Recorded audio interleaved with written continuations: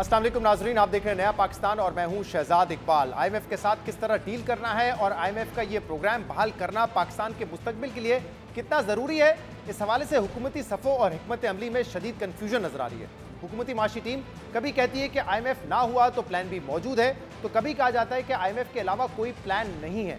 इसहाक डार कभी आईएमएफ को तड़ी लगाकर कहते हैं कि हम आईएमएफ की हर बात नहीं मान सकते, तो कभी कहते हैं कि हमने आईएमएफ की तमाम शराइत पर अमल दरामद कर लिया है। कभी इसहाक डार कहते हैं कि आईएमएफ पाकिस्तान के खिलाफ आलमी सियासत और साजिश कर रहा है, तो कभी वजीर आजम शहबाज शरीफ उसी आईएमएफ के एमडी को कॉल करके प्रोग्राम बहाल करने की दरख्वास्त करते हैं। मगर इसहाक डार की जानिब से कभी सख्त मौक़िफ़ और कभी उम्मीद का इज़हार कन्फ्यूजन पैदा कर रहा है कि वफाकी हुकूमत असल में चाहती क्या है। क्या पाकिस्तान को आईएमएफ की ज़रूरत है या पाकिस्तान आईएमएफ के बगैर भी सर्वाइव कर सकता है। वज़ीर ख़जाना इसहाक डार ने कल सेनेट की कायमा कमेटी ख़जाना में आईएमएफ प्रोग्राम के हवाले से सख्त मौक़िफ़ अपनाते हुए कहा था कि आईएमएफ या आईएमएफ के बगैर पाकिस्तान को कुछ नहीं होगा। आईएमएफ हमारा वक्त ज़ाया कर रहा है, टैक्स छूट नहीं देंगे तो शराय नमू कैसे बढ़ेगी। अवाम को घबराने की ज़रूरत नहीं है, हर चीज़ इन ऑर्डर है। मगर आज वज़ारत ख़जाना ने अपने बयान में आईएमएफ के बजट पर एतराज़ात से मुतल्लिक अपने मौक़िफ़ में नरमी लाते हुए कहा है कि हुकूमत बजट से मुतल्लिक मसाइल का दोस्ताना हल निकालने के लिए आईएमएफ से बातचीत कर रही है। वज़ारत ख़जाना ने आज अपने एलामिया में फ्लेक्सिबिलिटी का इशारा देते हुए कहा है कि हुकूमत बजट से जुड़े तमाम मामलात पर अड़ी हुई नहीं है, बल्कि चाहती है कि कम अज़ कम नवा जायज़ा मुकम्मल हो। अहम बात यह कि हुकूमत अब आईएमएफ से बजट पर हर किस्म की बातचीत करने को तैयार है। मगर कल तक वज़ीर ख़जाना आईएमएफ के तमाम शराइत ना मानने और बैरूनी फंडिंग के मामले पर गोल पोस्ट चेंज करने का इल्ज़ाम लगा रहे थे आईएमएफ पर। मगर आज वज़ीर ख़जाना ने यह भी वाज़ेह किया है कि आईएमएफ ने बैरूनी फाइनेंसिंग की शराइत रखी थी, जिसे पूरा कर रहे हैं। चीन से $1 अरब आज या पीर तक आ जाएगा। बैंक ऑफ चाइना के साथ $30 करोड़ पर बातचीत चल रही है और चीन से स्वैप मुआहदे के तहत भी डॉलर्स आएंगे। मगर अब सवाल यह है कि हुकूमत आईएमएफ के $6 अरब बैरूनी फाइनेंसिंग का इंतजाम करने की शर्त कैसे पूरी करेगी। वज़ीर आज़म शहबाज शरीफ ने आज एक तकरीब से खिताब में आईएमएफ प्रोग्राम से मुतल्लिक कहा है कि हुकूमत आईएमएफ की शराइत मानते मानते उल्टी सीधी हो गई है, क्योंकि पाकिस्तान का मफाद इसी से जुड़ा हुआ है। हमने जिस हालात में ये इक़्तिदार संभाला, ये बहुत बड़ी जिम्मेदारी है। ये फूलों की सेज नहीं, कांटों की माला है। शदीद चैलेंजेस में और मुश्किलात में जनाब इसहाक डार साहब दिन रात वो मेहनत करते हैं, रातों को जागते हैं। हमने आईएमएफ की शराइत मंजूर करने के लिए हम उल्टे सीधे हो गए हैं, क्योंकि पाकिस्तान का अजीम तर मफाद इस बात का तकाजा करता है कि शॉर्ट टर्म में हम आईएमएफ के साथ मुआहदा करके मुल्क को तरक्की की तरफ हम लेकर चलें। हमारी पार्टी ने अपना सियासी सरमाया झोंक दिया, सियासत नहीं की, रियासत को बचाया। आईएमएफ से आज भी हमारे सींग फंसे हुए हैं, दिन रात कोशिश हो रही है। आप दुआ करें इंशाअल्लाह कि हम इसमें से निकल जाएंगे।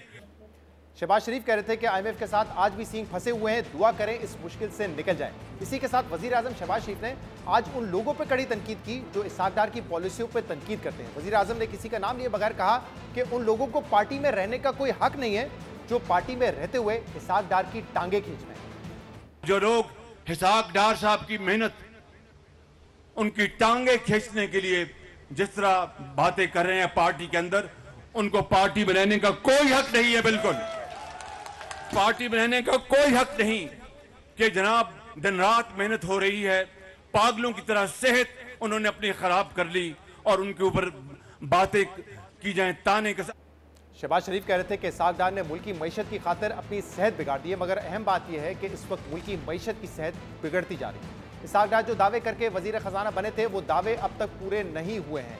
ना मुल्क में महंगाई कम हुई है और ना डॉलर 200 रुपए के नीचे आया है, और आईएमएफ का जो प्रोग्राम अक्टूबर में हो जाना चाहिए था वो भी अब तक ताखीर का शिकार है। जबकि बैरूनी फंडिंग की शर्त के बाद अगले साल का बजट भी अब आईएमएफ और पाकिस्तान के दरमियान डेडलॉक की वजह बना हुआ है। और अब आईएमएफ प्रोग्राम की बहाली उसी वक्त मुमकिन है जब अगले 15 दिन के अंदर बजट में बुनियादी तब्दीलियां की जाएं। और अब सिर्फ आईएमएफ ही नहीं बल्कि हुकूमत के अंदर से भी बजट तजावीज़ पर उंगलियां उठाई जा रही हैं। हुकूमती इत्तेहादी पाकिस्तान पीपल्स पार्टी की रहनुमा नफीसा शाह ने भी आज बजट को इंतखाबी बजट करार दे दिया है। कौमी असम्बली के कायमा कमेटी खजाने के इजलास में नफीसा शाह ने कहा है कि ये गैर हकीकी बजट है, हुकूमत के पास 2 माह का वक्त है, ये कैसा बजट दे दिया है। हमें कहा गया था कि बजट में मुश्किल फैसले करेंगे, लेकिन कोई मुश्किल फैसला नहीं किया गया है।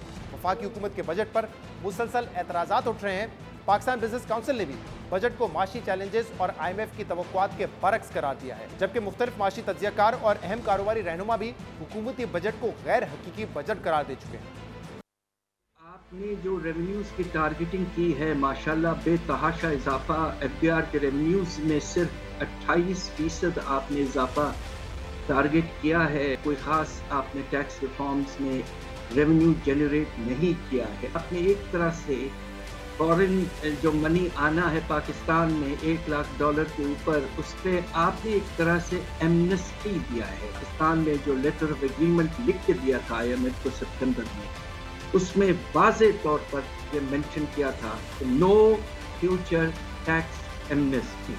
इस बजट को देखते हैं और हम ये अपने आप से अगर सवाल पूछें, क्या इस बजट में हमें वो कौन सी चीज़ नज़र आ रही है जो हमें उस रोशन पाकिस्तान की तरफ लेके जाती है, तो मेरे ख्याल से बहुत कम चीज़ें हैं। कम से कम कुछ विल दिखाते, कम से कम कुछ तो स्टेप्स लेते डॉक्यूमेंटेशन की तरफ, एग्री को टैक्स में लाने के लिए, रिटेल सेक्टर को लाने के लिए कुछ तो नियत दिखाते। ये मेरे ख्याल से पाकिस्तान की तारीख का बदतरीन बजट है।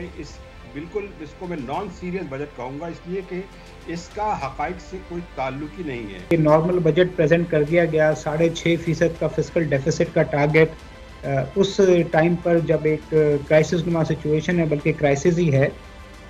और आइडियली तो ये होता कि खर्चे कम किए जाते या एटलीस्ट कंटेन किए जाते। अब यहाँ पे 35% तक तनख्वाहें बढ़ा दी गई हैं। ये एक पॉपुलिस्ट बजट है और जब आपकी किटी में कुछ होता नहीं है और आप पूरा का पूरा जो है उसे कर्जों के थ्रू फंड करने की बात करते हैं, कर्जों के थ्रू पूरा करने की बात करते हैं, तो इसका मतलब ये है कि जो खसारे का बजट है और इतना डीप खसारे का बजट है, टैक्सेस जहाँ लगाने चाहिए थे वहाँ ऑफकोर्स नहीं लगे और अखराजात जहाँ से कम करने चाहिए थे वो कम नहीं हुए। का नॉन टैक्स रेवेन्यू है वो 83% आप बढ़ा रहे हैं, 1600 से उसको 2963 पे ले जा रहे हैं। PDL भी बढ़ रहा होगा, जो कि मेरा नहीं ख्याल मुमकिन होगा। 2963 इज अ हायर नंबर। और अगर आप बजट का खसारा शुरू ही 6.5% पे करेंगे, पिछला बजट का खसारा 5% पे शुरू किया तो 7% पे खत्म किया, तो आई थिंक ये अभी भी एक्सपेंशनरी बजट है। तो आपने सुनी कि जो बिजनेस कम्युनिटी इकोनॉमिस्ट हैं उनकी इस बजट के हवाले से क्या राय है, जबकि इसहाक साहब ने ये कहा था कि जो फ्रेमवर्क हमने IMF के साथ शेयर किया है वो in line with IMF expectation है। इस पर हम मजीद बात करेंगे, जिसके लिए द न्यूज़ के नुमाइंदा मेहताब हैदर हमें ज्वाइन करेंगे और इसके अलावा डॉक्टर खाकान नजीब माहिर मईशत भी हमें ज्वाइन करेंगे। आप दोनों हज़रात का बहुत बहुत शुक्रिया वक्त देने के लिए। मेहताब साहब, ये मिनिस्ट्री ऑफ फाइनेंस में हो क्या रहा है? एक दिन इसहाक डार साहब कहते हैं कि ये जियो पॉलिटिक्स से साजिश हो रही है, अगले दिन फिर शहबाज शरीफ साहब जो है वो MD IMF को कॉल करते हैं, फिर कल इसहाक डार साहब ने कहा कि IMF की तमाम कंडीशंस को माना नहीं जा सकता, लेकिन मिनिस्ट्री ऑफ फाइनेंस ने अब से कुछ देर पहले जो स्टेटमेंट जारी किया है उसमें वो कह रहे हैं कि तमाम चीज़ों पर डिस्कशन करेंगे, बजट पे भी डिस्कशन करेंगे। कि ये क्या हो रहा है, ये कन्फ्यूजन की वजह क्या है? जी बिस्मिल्लाहिर्रहमानिर्रहीम, थैंक यू वेरी मच। देखें, ये बुनियादी तौर पर शिकवा और जवाब शिकवा हो रहा है। एक तरफ हम कहते हैं कि हमने IMF के प्रोग्राम की तरफ जाना है, लेकिन अगर आप प्रैक्टिकली देखें तो IMF की जो रेजिडेंट चीफ़ हैं पाकिस्तान में, उन्होंने एक स्टेटमेंट जारी की पब्लिकली और उसमें उन्होंने पाकिस्तान के जो बजट है उस पर पब्लिकली डिससेटिस्फेक्शन या अदम इत्मीनान का इजहार कर दिया और उन्होंने कुछ स्पेसिफिक बातें की। उन्होंने कहा कि ये बजट जो है वो बुनियादी तौर पर एक मौका ज़ाया किया है कि ये टैक्स एक्सपेंडिचर्स को कम करते, ये टैक्स बेस को ब्रॉडन करते, और इन्होंने जो कंडीशनैलिटी थी IMF की कि कोई नई एमनेस्टी मुतारिफ़ नहीं कराई जाएगी, इन्होंने एक टैक्स एमनेस्टी उसमें मुतारिफ़ करा दी। लेकिन आखिर में उन्होंने ये भी कह दिया कि वो तैयार हैं कि हुकूमत पाकिस्तान के साथ इस बजट को रिफ़ाइन करें। तो बुनियादी तौर पे वो चाहते ये हैं कि इस बजट को रिवाइज़ किया जाए।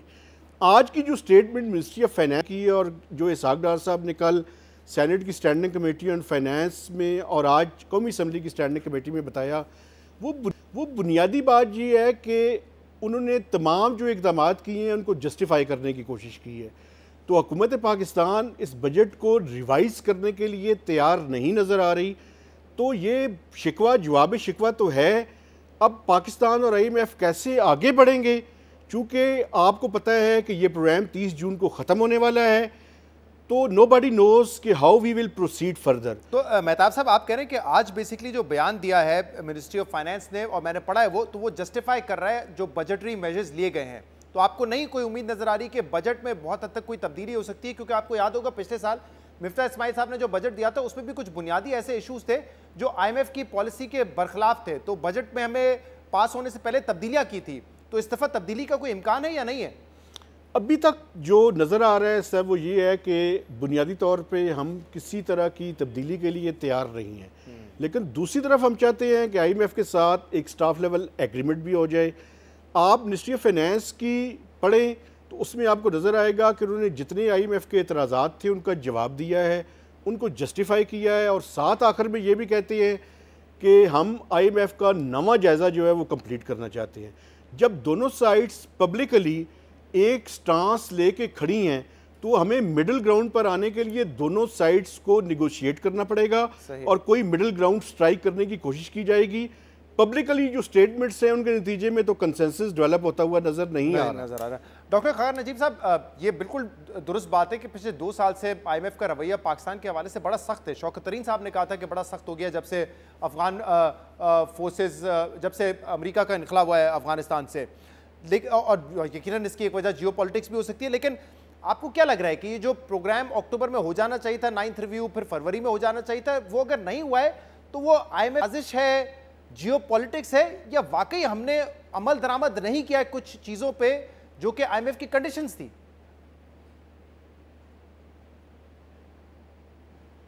कई चीज़ों पे अमल दरामद में बहुत डिले करता रहा। आप ये देखें कि आपने फरवरी में आके टैक्सेस लगाए, बिजली की कीमत में तब्दीली की, गैस की कीमत में तब्दीली की, ये सब काम आपने किए, पर आपने फरवरी में आके किए। फिर आपने जब रुपए का पेग तोड़ा तो IMF पाकिस्तान आ गया जब MD से बात हुई। एक तो था डिले हुआ, दे वर वेरी क्लियर। देखें कुछ एजेंडास पे वो बहुत क्लियर हैं कि जो रुपए की कीमत है वो मार्केट डिटर्मिन्ड ही होगी, सब्सिडीज टारगेटेड ही होंगी, पेंशन का रिफॉर्म दिखाई देना चाहिए, एक्सपेंडिचर की एक्सपेंशन नहीं होनी चाहिए, इनकम सपोर्ट के अलावा कहीं और सब्सिडी ना दी जाए। 2200 की टैक्स एग्जेम्पशंस हैं, आपने अपनी इकोनॉमिक सर्वे में लिखी हैं, वो कहते हैं कि ये बहुत ज़्यादा है कंसिडरिंग के चैलेंजेस कितने बड़े हैं। 0.6% जो आप लगाते हैं, उन्होंने इस पे पहले भी एतराज़ किया था कि ये कैश विड्रॉल्स पे ना लगाइए। बिस 450 हुआ है, यानी कि टोटल इजाफा 42 बिलियन का है यहाँ पे, यानी कि 10-12% का। तनख्वाहें 30 से 35% बढ़ी हैं। अगर आप इसको पूरे पैराहे में देखें तो उनकी भी बातें गलत नहीं हैं। What they are trying to say here is कि आप ये थोड़ी सी चीज़ें जो हैं इनको अब कर लीजिए, हम अब भी कर देंगे। पाकिस्तान इस वक्त ये अफोर्ड नहीं कर सकता कि इन चीज़ों में अब डिले किए। The best course of action is कि ये जो सारी चीजें मैंने अब आपके सामने रखी है ना एग्जैक्ट नंबर्स के साथ। लेकिन मुझे खाकान नजीब साहब ये बताएं, ये लॉजिक क्या है इसमें कि जब हमें पता है कि IMF की अशद ज़रूरत है, उनकी कंडीशंस हैं, तो ये एडवेंचर की क्या ज़रूरत होती है? जैसे मैंने लास्ट ईयर मिसाल दी, IMF ने कहा था इनकम टैक्स स्लैब को आप बढ़ाएं, उससे टैक्स ज़्यादा इकट्ठा करें। मुझे याद है हमने इनकम टैक्स कम कर दिया था, फिर उसको तब्दील करना पड़ा। इस वक्त भी जब आपको पता है कि IMF की ज़रूरत है, तो फिर क्यों एक ऐसा बजट आप पेश करेंगे जो कि IMF की पॉलिसीज़ के बरखिलाफ जाता हो या बरक्स हो? अगर आप मुझसे इसका सही रीजन पूछना चाहते हैं तो having worked in the finance ministry for over a decade is कि कई दफ़ा जो कम्युनिकेशन होती है, आई थिंक टेक्निकल लेवल पे वो क्लैरिटी नहीं आती कि what is the IMF asking for. वो आपको सिर्फ मतलब अब वो कह रहे हैं 0.5% ऑफ GDP होना चाहिए प्राइमरी सरप्लस, हमने बजट में 0.4% रखा। सिंध ने डेफिसिट का बजट दिया है। जस्ट थिंक थ्रू ना, वो IMF is a very number based organisation Shahzad, वो प्योरली नंबर्स पे चलते हैं कि क्या आपके नंबर्स जस्टिफाई कर रहे हैं। आपका एक्सचेंज रेट 287 पे और मार्केट का 10-11% का डिफरेंस दे रहा था। वो आपसे बारहा यही कह सकते थे ना कि इसको ब्रिज कीजिए, 3 या 5% पे लाइए तो हम आगे चलेंगे आपसे। इसी तरह डेट सस्टेनेबिलिटी का एक फ्रेमवर्क है, वो आपको कह रहे हैं कि आप इसके बारे में सोचिए। G20 का एक बड़ा क्लियर फ्रेमवर्क आ गया है। आई रियली थिंक कि किसी ने शायद वो पढ़ा भी नहीं होगा सरकार में, उसको पढ़ने की ज़रूरत है। अब क्वाज़ाई फिस्कल डेफिसिट्स हैं शहजाद, इसके क्वार्टरली टारगेट्स बनते हैं। इससे क्या मतलब है? अभी उन्होंने जो आपको कहा है ना कि आप अपना देखिए इलेक्ट्रिसिटी, वो हर 3 महीने का क्वार्टर का टारगेट सेट करते हैं कि अगर सर्कुलर डेट आज इस अमाउंट पे खड़ा है 2600 पे, तो ये इससे आगे नहीं जाएगा। ये इतनी टेक्निकल चीज़ें हैं। आई थिंक उसमें एक इनहराफ किया गवर्नमेंट ने, और इस गवर्नमेंट ने नहीं, हम बड़े अरसे से ये करते आ रहे थे। पेट्रोल की सब्सिडी ने बहुत सब्सिडीज को बढ़ा दिया, ये चीजें जो हैं नंबर्स पे वर्क करती हैं। एग्जैक्टली आप खुद पीडीएल का नंबर देखिए, क्या बजट हुआ था और क्या आएगा, तो उनको आपको कहना पड़ा कि आपको गुंजाइश बढ़ानी पड़े, 50 से 60-70 पे जाना पड़ेगा। These are all the things। तो खाकान साहब आपको लगता है, क्योंकि अब भी हर तकरीर में जैसे कल इसहाक डार साहब ने बड़ी तनकीद की, लेकिन आखिर में कहा कि 30 जून तक खुशखबरी होगी और शायद वी आर एक्सपेक्टिंग कि अब चाइना $2 बिलियन का जो गैप है वो पूरा कर दे। आर यू स्टिल होपफुल कि ये 9th रिव्यू जो है मुकम्मल हो सकता है 30 जून से पहले? देखिए Shahzad, best course of action is कि हम अपने जो हमने आज बजट की चीजें डिस्कस की हैं, these are not difficult to do.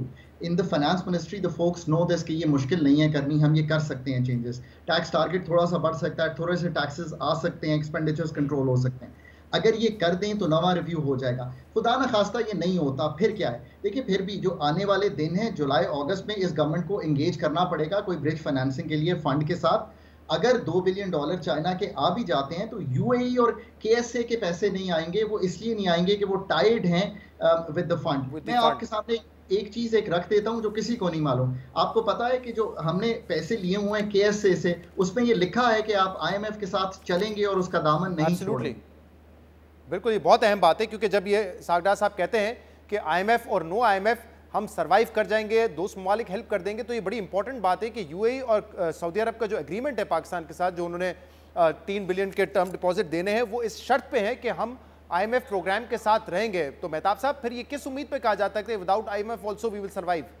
देखिए, बुनियादी तौर पे अगर कॉन्स्टिट्यूशन को सामने रखें तो इस हुकूमत का जो टर्म है वो अगस्त की 12 या 13 अगस्त को ख़त्म हो जाएगी। तो अपने टाइम पीरियड में तो ये डेफिनेटली डिफ़ॉल्ट नहीं करेंगे, लेकिन मसला ये है करें कि ये असम्बली पहले तोड़ देते हैं और 3 माह का अरसा मिलता है, तो केयर टेकर जो सेटअप है उसके अरसे के दौरान ये जो ब्रिज फाइनेंसिंग का इशू है ये बड़ा क्रूशल और इम्पॉर्टेंट हो जाएगा। अभी आप देखें कि अगर चाइना से हमें ये जो डिपॉजिट है ये भी रोल ओवर हो जाता है और कमर्शियल फाइनेंसिंग भी आ जाती है, तो ये $2.3 बिलियन 30 जून से पहले आ जाएंगे। लेकिन उसके बावजूद जो पाकिस्तान के फॉरेन एक्सचेंज रिजर्व्स हैं वो अराउंड $3 बिलियन खड़े होंगे जी। तो आप आगे देखें कि अगले 3 से 4 माह के दौरान, यानी जुलाई ऑनवर्ड्स, हमने जो रीपेमेंट्स करनी है उसमें डिपॉजिट्स को छोड़ के और रोल ओवर को निकाल के भी $4 to $6 बिलियन के दरमियान है। तो ये मुझे बताएं कि $3 बिलियन हैं, 4 से 6 बिलियन अगर हमने देने हैं वो कहाँ से मैनेज होंगे? तो that is the most crucial issue, और इसके बारे में हमें बात करनी चाहिए और हुकूमत को सेंसिटाइज बिल्कुल करना चाहिए इसके ऊपर। सही। अच्छा, मुझे मेहताब साहब क्विकली बता दें कि कल इसहाक डार साहब ने ये कहा है कि चाइना को भी अब पता चल गया है कि किस किस्म की जियोपॉलिटिक्स हो रही है, और फिर ये भी कह रहे हैं कि जो $2 बिलियन का गैप है वो भी पूरा करने की कोशिश करेंगे। तो क्या कोई ये उम्मीद जागी है कि जो $2 बिलियन का गैप है, जिस पे हम पहले कह रहे थे कि $4 बिलियन हमने अगर कंफर्मेशन ले ली है दैट इज इनफ, लेकिन आईएमएफ कह रहे हैं $6 बिलियन है, तो वो $2 बिलियन क्या चाइना ने किसी किस्म की कमिटमेंट की है पाकिस्तान को देने की? देखें, अभी इस तरह की तो कोई कमिटमेंट पब्लिकली सामने नहीं आई। वो रोल ओवर के लिए तैयार है और पाकिस्तान हुकूमत ने रिक्वेस्ट भी कर दी है। $1 बिलियन का रोल ओवर जून में है, $1 बिलियन डिपॉजिट्स का रोल ओवर जुलाई में है, वो कर देंगे। इसके अलावा कमर्शियल जो फाइनेंसिंग है, जो हमने अभी $1 बिलियन वापस किया है, वो रीफाइनेंस जो है वो इसहाक डार साहब आज भी कह रहे थे कि आज रात को या मंडे तक आ जाएगा, लेकिन एडिशनल की बात अभी तक नहीं हुई। और बेसिकली दूसरा जो वो बात कर रहे हैं, वो कह रहे हैं कि $4 बिलियन का ही करंट अकाउंट डेफिसिट है, तो इसके नतीजे में हम वो $4 बिलियन की रीफाइनेंसिंग की एश्योरेंस आईएमएफ को दे चुके हैं। साहब और डॉक्टर खाकान नजीब साहब हमारे साथ मौजूद थे। आज वजीर आजम शहबाज बड़ी तारीफ की कि डॉक्टर के इसहाक डार साहब ने बड़ी मेहनत की है, दिन रात मेहनत कर रहे हैं, उनकी तबीयत बिगड़ गई है, लेकिन शहबाज शरीफ साहब को ये भी पूछना चाहिए कि जो टारगेट्स सेट किए थे इसहाक डार साहब ने, जो वो तनकीद कर रहे थे कि क्या होना चाहिए और जब वो आएंगे तो क्या होगा, उसका जिम्मेदार कौन है? क्या आईएमएफ की साजिश की वजह से हम यहाँ तक पहुँचे हैं, या जो वादे इसहाक डार साहब करके आए थे वो पूरे नहीं हुए इसलिए हम यहाँ तक पहुँचे? प्रोग्राम में एक ब्रेक शामिल करेंगे, इसके बाद मजीद बात करेंगे इसके पास।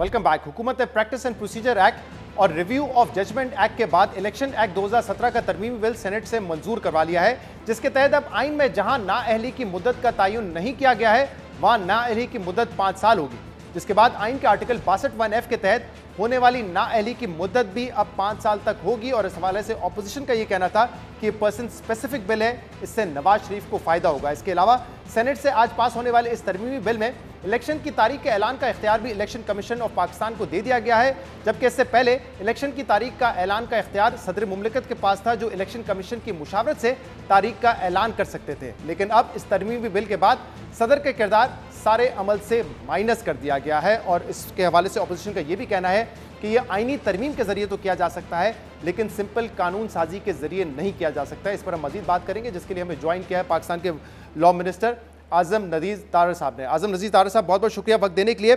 सबसे पहले तो इस हवाले से बता दीजिएगा, क्योंकि आज ये बहस हुई सेनेट में कि आइन के जरिए तो आप चेंज कर सकते हैं, लेकिन सिंपल लॉ के जरिए इस बात को नहीं चेंज किया जा सकता कि इलेक्शन की तारीख का ऐलान इलेक्शन कमीशन ऑफ पाकिस्तान करेगा और सदर पाकिस्तान नहीं करेंगे। पहले सवाल का जवाब है कि इलेक्शन कमीशन ने डेट देनी है या सदर मुमलिकत ने या गवर्नर ने, तो आइन में मुख्तलिफ जगहों पे मुख्तलिफ सूरत हाल का जिक्र है और कई जो इंस्टांसेस हैं वो कवर्ड नहीं हैं, और इसका सामना तब करना पड़ा जब ये पीछे इलेक्शन डेट देने की बात हुई और अदालतों में मामले गए। जनरल इलेक्शंस की या दीगर मुख्तलिफ इंस्टांसेस पे कई जगह पे आइन में डेट देने की जिक्र नहीं है। उसको सामने रखते हुए जब एग्जामिन किया गया तो 1976 का जो ओरिजिनल लॉ था, रिप्रेजेंटेशन ऑफ पीपल्स एक्ट, उसमें ये इख्तियार इलेक्शन कमीशन के पास था, लेकिन बाद में जब जनरल ज़ियाउल हक का मार्शल लॉ लगा तो उन्होंने वो इख्तियार एक ऑर्डिनेंस के ज़रिए सदर को यानी अपने आप को तफवीज़ कर लिया। ये सूरत हाल 1981 से ऑनवर्ड फिर ऐसे ही रही, और जब 2017 में इलेक्शन एक्ट बना ये ओवरलुक हुआ था, और वो लॉजिकल सी बात है क्योंकि इलेक्शन कमीशन आइन के आर्टिकल 218 के तहत इलेक्शन का इनकाद और वो सारा मामला उनके पास होता है। डिसोल्यूशन की सूरत में वो इख्तियार सदर को और गवर्नर को दिया जाता है जब एडवाइस पे डिसॉल्व हो। तो इस सूरत हाल को सामने रखते हुए उसमें मुनासिब तरमीम कर दी गई और वो इलेक्शन कमीशन को इख्तियार दे दिया गया। इसके लिए एक पार्लियामेंट्री कमेटी तश्कील दी गई थी जिसमें नेशनल असेंबली और सेनेट दोनों जगहों से ऑपोजिशन के और गवर्नमेंट के जो ट्रेजरी के मेंबरान हैं वो थे, और उनमें पीटीआई के सेनेटर अली जफर और एक और नुमाइंदगी थी, वो भी बैठे हुए थे। और इसीलिए सब्जेक्ट टू कॉन्स्टिट्यूशन किया गया कि जहां तो इलेक्शन की तारीख आईने पाकिस्तान में दर्ज कर दी गई है कि किसने देनी है, वहां पे वही इदारा एंटिटी शख्सियत देगा। सही। जहां पे आईने पाकिस्तान खामोश है और इब्हाम है, वहां पे क्लैरिटी के लिए कर दिया गया। मुझे जरा मिसाल देके बता सकते हैं कि कहां पे आइन खामोश है और अबहाम है कि डेट कौन देगा या कौन नहीं देगा, कहां पे है, किस सिचुएशन में ये आप कह सकते हैं कि ये देखिए ये शहजाद साहब डिफरेंट सिचुएशन है। जैसे मैंने अर्ज किया ना कि जब तो डिसोल्यूशन होती है और डिसॉल्व कर दे तो फिर गवर्नर देता है। जब चीफ मिनिस्टर ने एडवाइस की और उस एडवाइस को गवर्नर ने मान लिया, सही है, तो वो डेट गवर्नर देगा। जो सूरत हाल थी पेशावर में, अब एक सूरत हाल ऐसी भी है कि डिसॉल्व नहीं की गवर्नर ने, but by operation of law dissolve होगी असेंबली। उसमें आपको याद होगा कि अभी भी इब्हाम था और उन्होंने फिर सदर को ही कह दिया सुप्रीम कोर्ट ने कि अच्छा फिर सदर साहब ही दे दें, क्योंकि नेशनल असेंबली की सूरत में सदर साहब देते हैं। इसी तरह जनरल इलेक्शंस के हवाले में भी हैं कि अगर असेंबलीज डिसॉल्व होने, अगर रिटायर करती हैं तो डेट कौन देगा, और अगर उससे पहले डिसॉल्व होती हैं तो कैसे देगा। आजकल के हालात में एप्लीकेशन जानना चाह रहा हूं, क्योंकि देखिए एक जो आर्टिकल 48(5) है वो तो बड़ा क्लियर है कि अगर president on the advice of prime minister assembly dissolve करते हैं तो फिर प्रेसिडेंट डेट देंगे। तो यानी कि अगर 13 तारीख तक ये असेंबलियों की मुद्दत है, उससे पहले हुकूमत फैसला करती है कि हमने नेशनल असेंबली डिसॉल्व करनी है, प्रेसिडेंट अप्रूव कर देते हैं उसको, तो फिर उस सूरत में आइन के मुताबिक प्रेसिडेंट ही डेट देंगे, ऐसा ही है? बिल्कुल प्रेसिडेंट देंगे, क्योंकि सब्जेक्ट टू कॉन्स्टिट्यूशन ये अमेंडमेंट की गई ना, क्योंकि कोई भी लॉ जो है वो कॉन्स्टिट्यूशन में दिए गए तरीकेकार को जो कि वाजे हो उसको बदल नहीं सकता सब कॉन्स्टिट्यूशन लेजिस्लेशन। तो ये इब्हाम दूर किया गया। ये जो एक्ट आज जो तरमीम की गई है ये रेट्रोएक्टिवली काम करेगा, क्योंकि जो पंजाब का इंतखाबात थे उसके हवाले से एक अभाम था ना कि डेट कौन देगा, क्योंकि वहां पे गवर्नर ने असेंबली डिसॉल्व नहीं की थी। तो फिर सुप्रीम कोर्ट ने फैसला किया कि इलेक्शन कमीशन ऑफ पाकिस्तान तारीख का ऐलान करेगा with consultation of the president. तो वो 14 मई तारीख आ गई थी। क्या उस फैसले पे ये कानून साजी जो की गई है वो उस असरअंदाज होगी या नहीं होगी? इसलिए होनी चाहिए कि इलेक्शन कमीशन को क्लैरिटी के साथ ये इख्तियार दे दिया। सुप्रीम कोर्ट ने भी इलेक्शन एक्ट से ही देख के कहा कि अच्छा फिर इस एनोलॉजी पे सोच लेते हैं और इलेक्शन कमीशन को कह दिया जाता है। हालांकि उल्टी गंगा थी, पेशावर में उन्होंने गवर्नर को कहा और बजाय के पंजाब के गवर्नर को रेफर करते कि भाई आपने अगर नहीं भी तोड़ी, क्योंकि डिसोल्यूशन की सूरत में डेट आपने देनी है तो गवर्नर ही देते, जैसे कि लाहौर हाई कोर्ट ने उसको कहा था, जैसे लाहौर हाई कोर्ट ने कहा था। तो ये मामला मेरे ख्याल में अदालत में ही हल होगा, ये इससे नहीं। हमने तो क्लैरिटी से जहां पे खामोश है आइन वहां पे इलेक्शन कमीशन है, और आप उसका आसान सा जवाब मैं दे रहा हूं कि वो इलेक्शन कमीशन ही देगा। सही। अब दूसरा जो मामला है इसमें वो है डिस्क्वालिफिकेशन के हवाले से। आप लोगों ने कहा है कि जहां पे आइन खामोश है, मुद्दत डिफाइन नहीं करता, वहां पे डिस्क्वालिफिकेशन 5 साल की होगी। अब मामला यह है कि सुप्रीम कोर्ट का 5 मेंबर बेंच आइन को इंटरप्रेट कर चुका है इस हवाले से, और उन्होंने कहा है कि 62(1)(f) की जो डिस्क्वालिफिकेशन है वो लाइफ टाइम होगी। और वो एक ऐसी इंटरप्रिटेशन है जिस पर कई राय जो है कि अगर आइन खामोश है तो आप कैसे लाइफ टाइम डिस्क्वालीफाई कर सकते हैं। लेकिन अब मुझे बताइए ये कानून साजी के जरिए उस इंटरप्रिटेशन को कैसे तब्दील किया जा सकता है, आइन की इंटरप्रिटेशन को जो सुप्रीम कोर्ट कर चुकी है। जी मैं अर्ज करता हूँ। देखिए शहजाद साहब, आप अगर आर्टिकल 62 और 63 पढ़ें तो उसमें एक पूरी स्कीम दी गई है कि डिस्क्वालिफिकेशंस क्या हैं जी, क्वालिफिकेशंस क्या होनी चाहिए, और to remain member of parliament आपने कौन कौन सी क्वालिफिकेशंस को रिटेन करना है, और जब आपकी वो क्वालिफिकेशन नहीं रहेगी तो आप डिस्क्वालीफाई हो जाएंगे। अब इन सूरतों में डिस्क्वालिफिकेशन के साथ, फॉर एग्जांपल जहां पे आपको कन्विक्शन हुई है किसी क्रिमिनल कोर्ट से, आप सजा पूरी करने के 5 साल के बाद अहल हो जाते हैं, आर्टिकल 62 में लिखा है। अगर आपको कंटेम्प्ट ऑफ कोर्ट में सजा होती है तो सजा पूरी होने के 5 साल बाद आप क्वालिफाई कर जाते हैं। आप ऐसी सूरत में वो इंस्टेंसेस भी देखें कि अगर किसी शख्स ने कत्ल की सजा में जेल काटी है, उम्र कैद काटी या 14 साल काटे, और वो सजा पूरी करके जब आएगा तो 5 साल के बाद वो इंतखाबात में हिस्सा ले सकता है, क्योंकि इंतखाबात में हिस्सा लेना फंडामेंटल राइट है। पॉलिटिकल एक्टिविटी जो है वो आपका फंडामेंटल राइट है, पार्टी बनाना, इलेक्शन लड़ना, सियासी जमात का रुकन होना। 62(1)(f) में कहा गया कि जो बंदा सादिक और अमीन नहीं होगा उसके बारे में कहा गया कि वो डिस्क्वालीफाई होगा। अब सुप्रीम कोर्ट ने तो तशरीह ये कर दी कि क्योंकि ना किसी लॉ में और ना ही आइन में ये दर्ज है कि वो डिस्क्वालिफिकेशन कितनी देर के लिए होगी, तो उन्होंने कह दिया कि जी ये उस वक्त तक जब तक के कानून में तब्दीली नहीं कर दी जाती ये इसी तरह रहेगी जी। आज जब ये मामला इलेक्शन का आया तो सेनेट में एक अमेंडमेंट मूव हुई जो कि सर्कुलेट कर दी गई थी पहले। अपोजिशन का ये कहना था कि जी नहीं, ये तरमीम नहीं हो सकती, कोर्ट ने कह दिया। मैंने फ्लोर ऑफ द हाउस पे ये वजाहत की कि कानून साजी जो है वो पार्लिमान का काम है, कानून की तशरीह उसके बाद करना अगर ज़रूरत महसूस हो वो अदालत के पास ज़रूर जाता है, लेकिन क्योंकि ये इबहाम आज तक कानून साजी के ज़रिए दूर किया ही नहीं गया, और आर्टिकल 63 की एक क्लॉज ये कहती है कि बाय एक्ट ऑफ पार्लियामेंट जो क्वालिफिकेशंस डिस्क्वालिफिकेशंस जो ड्यूरेशंस होंगी वो ड्यूरेशन या वो जो मुद्दत है वो इस पे नाफिज होगी।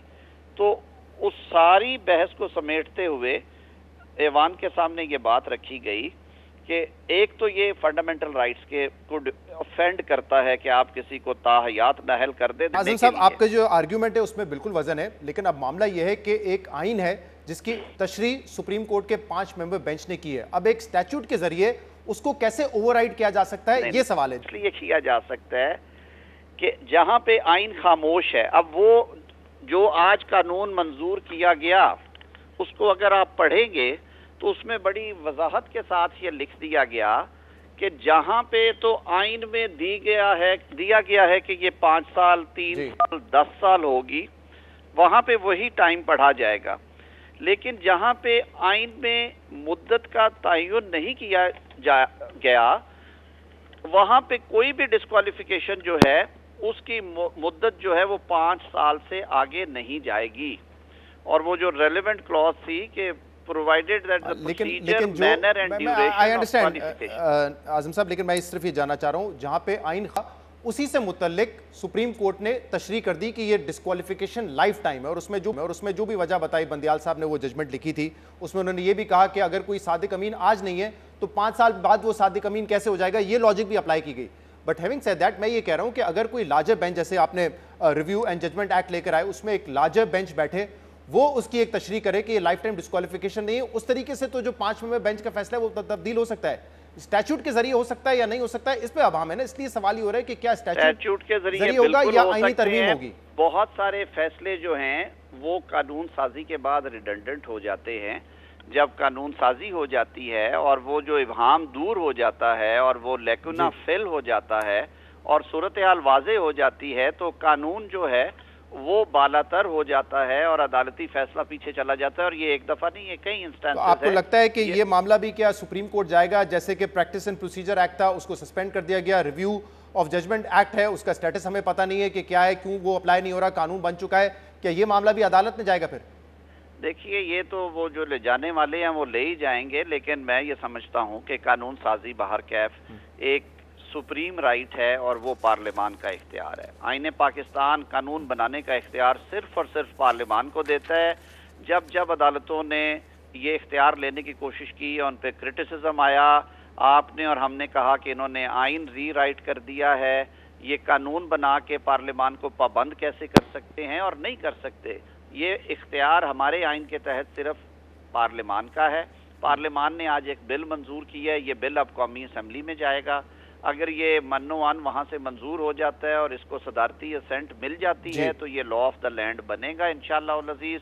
उस सूरत में अगर किसी को इख्तलाफ है इससे और वो तशरीह चाहता है तो वो ज़रूर जाए अदालत में और करवाए। लेकिन मैं ज़ाती राय मेरी में, मैंने आज फ्लोर पे भी जब ये सारा इसको पढ़ा और फिर उनके जो दलाइल सुने तो फ्लोर पे मैंने इसे सपोर्ट किया। ये एक अच्छी लेजिस्लेशन है जिसकी वजह से वो गैर इंसाफ़ी, नाइंसाफ़ी जो कि कोई कॉमन सेंस में बंदा समझने को तैयार नहीं था, मानने को तैयार नहीं था, कि एक तरफ तो आप उन लोगों को देख रहे हैं कि जो कत्ल में और अगवा बराए तावान में सजाएं काट के भी 5 साल बाद उनको साफ, क्योंकि देखे अपनी जो इस्लाह का पहलू है वो हर वक्त मौजूद रहता है। हमारा तो दीन कहते हैं तौबा की बात करता है। प्रोग्राम में एक ब्रेक शामिल करेंगे, उसके बाद हम मजीद बात करेंगे, हमारे साथ रहिएगा।